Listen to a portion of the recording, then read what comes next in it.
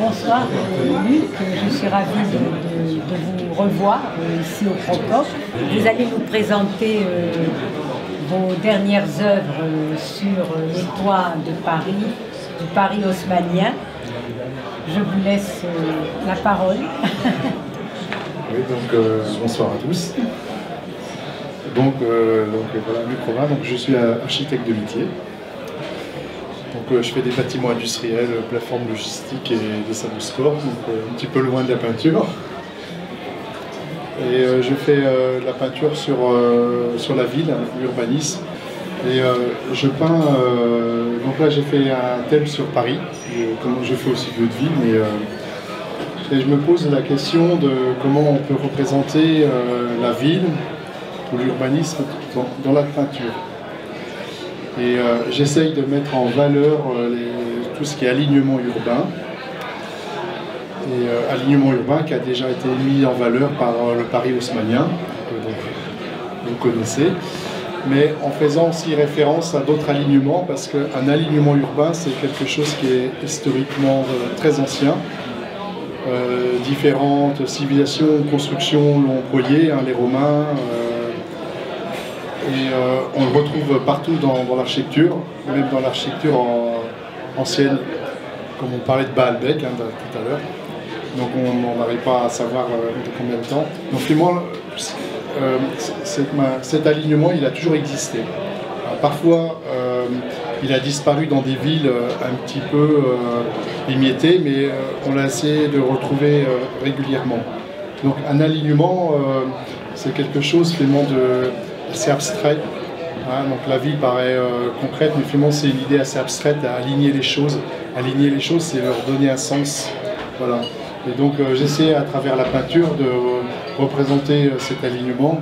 Et je représente par exemple des vues de Paris, par exemple ici, mais où il n'y a pas d'horizon. L'horizon est bloqué. Et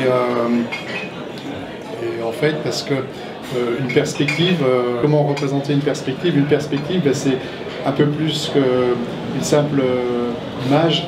Une perspective, ça renvoie un peu à nous-mêmes. C'est la perspective de nous-mêmes, c'est la perspective de la ville.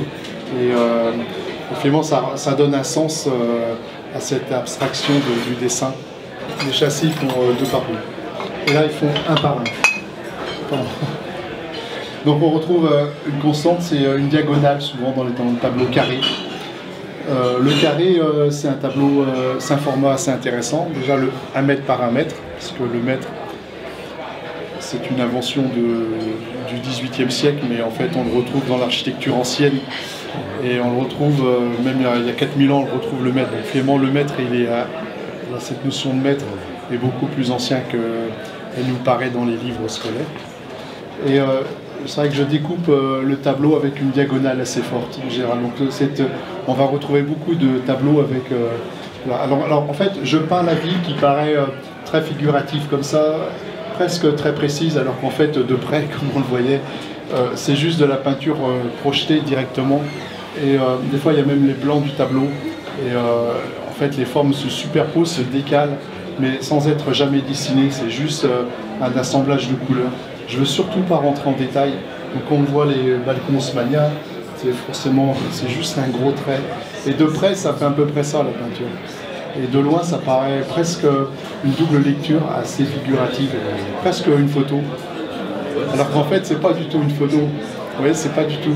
C'est très précis de loin, mais très flou, très abstrait dans l'abstraction. Et il y a un peu ce renversement d'image de l'abstraction à la figuration. Donc a priori, on a pensé au départ c'était une figuration absolue, mais finalement, par le format, par l'angle de vue, par les alignements et le traitement de peinture, on est plutôt presque dans une forme abstraite de la peinture. Parfois, là j'ai voulu représenter quelques tableaux assez homogènes sur les vues de Paris, mais des fois je change, je pars sur des peintures monochromes blancs avec des traits noirs. Donc ça contraste avec ça. Mais pour moi, c'est exactement la même chose. Donc j'ai des tableaux que je n'ai pas amenés ici, mais qui sont blancs avec des quadrillages noirs. Et c'est exactement la même chose.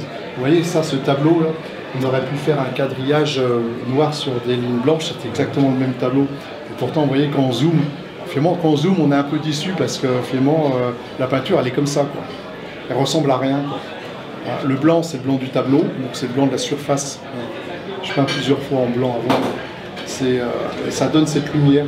C'est un petit détail que j'ai voulu montrer, parce que le tableau est grand. On voit bien comment on traite l'angle, par exemple, de l'immeuble. C'est juste une tache, quoi. Là, il y a 3 taches, blanc, bleu, bleu foncé. Mais ça suffit à lire le volume, vous voyez, qui était là. Il n'y a pas besoin de faire plus. Donc en fait, je m'inspire des photos Google, parce que les photos Google n'ont aucune âme, strictement aucune âme. C'est vraiment très mathématique. C'est vraiment un quadrillage photographique sans âme. Donc je trouve que c'est intéressant. Et finalement, avec une succession de tableaux, ça rend finalement la vue différente. Là, c'est Paris, bon, parce que j'aimerais venir à Paris, mais on aurait pu faire des tableaux partout, en fait. Et pas d'importance. La ville, c'est pas la beauté de la ville qui va faire la beauté du tableau, peu importe la rue. D'ailleurs, les tableaux sont presque plus intéressants quand les immeubles le sont moins. Voilà. Donc voilà en gros les tableaux.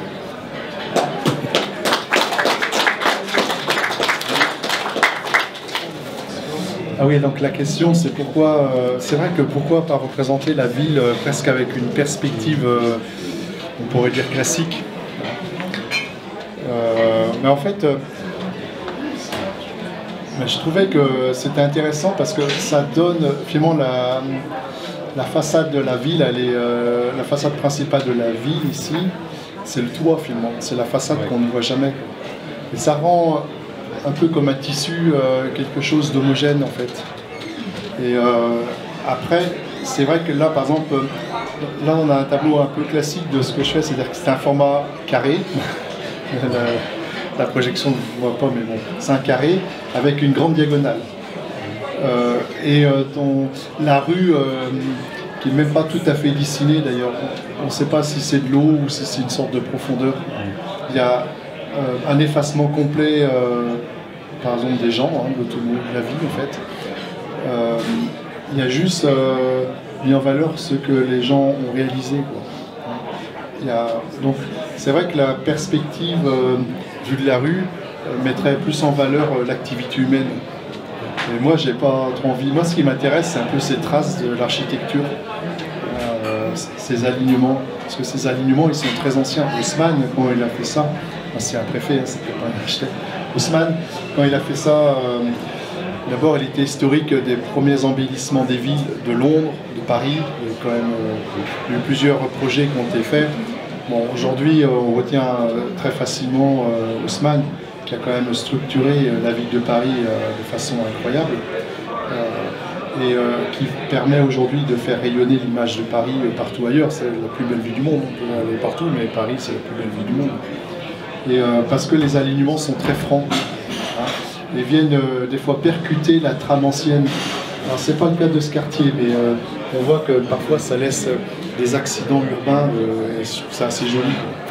Et donc ça rend le tableau abstrait. Et finalement, au départ, j'ai fait des tableaux que je continue en monochrome blanc, donc c'est un contraste. Je fais les deux en même temps, parce que je fais pas l'un ou l'autre, je fais les deux en même temps. Et je fais des tableaux donc complètement abstraits, mais je trouve que c'est exactement la même chose. Et là, j'ai un peu joué sur une sorte de figuration, mais que j'ai transformé en tableau abstrait.